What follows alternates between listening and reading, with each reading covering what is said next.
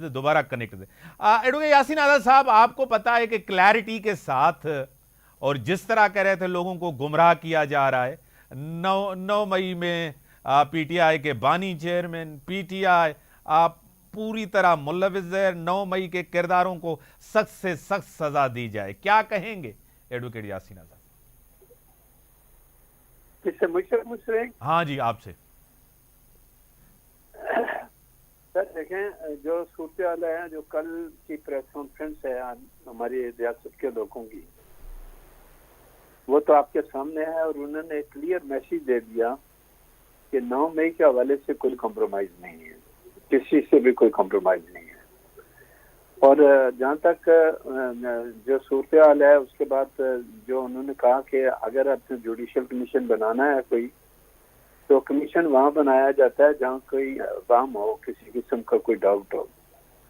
तो यहाँ तो मामला सारा डायरेक्ट है और वो बात उनकी अपनी जगह पे मुनासिब है, समझ में आती है।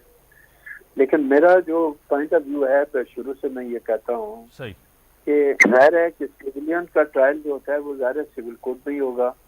मिलिट्री कोर्ट बने हुए हैं, हाई कोर्ट में स्टे दिया हुआ है, कहा केस चलेंगे, केस चलाएं तो कोई बात नहीं है, लेकिन जजमेंट नहीं दे सकते। और बीच में आपने देखा होगा कि तकरीबन 51 के लगभग लोगों को सजाएं हुई हैं, वो अपनी जगह पे मौजूद है जो भी सूरत हाल है।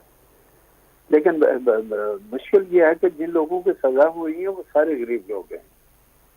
जो 9 मई के हवाले से बड़े लोग इन्वॉल्व हैं, उनके खिलाफ तो कोई कानूनी कार्रवाई नहीं हुई है, ना कोई केस पर चला है, ना किसी को सजा हुई है।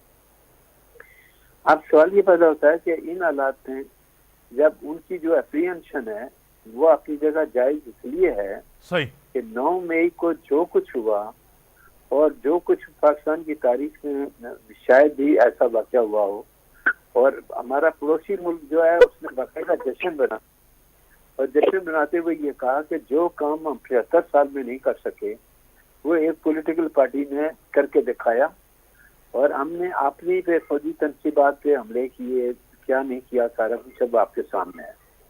अब मामला अदलिया में है तो जाहिर है कि सिविल कोर्ट में और फौजी कोर्टों में तो फर्क तो है। सिविलियन मांगते हैं एविडेंस और वो कहते हैं कि जी एविडेंस होगी तो तब हम प्रोसीड करेंगे। मिलिट्री कोर्ट में उनके अपनी जो रिक्वायरमेंट है उसके मुताबिक वो प्रोसीडिंग करते हैं। तो वो सूरत हाल अपनी जगह पे है। लेकिन एक बात तो है कि 9 मई का जो मामला है उसमें कौन लोग इन्वॉल्व हैं, मैं नहीं कहता कि ये आदमी ना है, पर लेकिन जो लोग भी इन्वॉल्व हैं उनको चाहे सिविल कोर्ट सजा दे या मिलिट्री कोर्ट सजा, उनको सजा होनी चाहिए।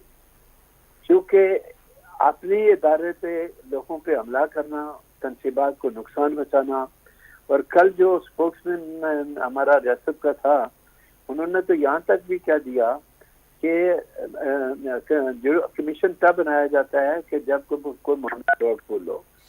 उनका कहना यह था कि हमारा 9 मई के हवाले से कोई मामला डाउटफुल नहीं है, उस पर कार्रवाई होनी चाहिए। लेकिन एक मुतालबा उन्होंने किया कि अगर कमीशन भी बनाना है तो फिर आपको पीटीआई के हमले की भी बात करनी पड़ेगी, आपको दूसरे मामला को भी टेकअप करना पड़ेगा, दूसरा ये क्या हुआ क्या नहीं हुआ, इन तमाम मामला को आपको लेके चलना पड़ेगा। तो अब ये जो सूरत हाल है मेरे सामने जो काफी अजीब से गरीब है, और कल की प्रेस कॉन्फ्रेंस में उन्होंने ये मैसेज दे दिया, और जो वक्तन फौकन ये आ रहा था, सोशल मीडिया पे लाइन लगी हुई थी कि पीटीआई और एस्टेब्लिशमेंट के दरमियान बातचीत चल रही है, मज़ाकरात हो रहे हैं। कल की प्रेस कॉन्फ्रेंस से तो ये साफ जाहिर हो जाता है कि वो लोग आपसे किसी किस्म का कोई मज़ाकरात करने के लिए तैयार, आप जो मर्जी कहते रहे।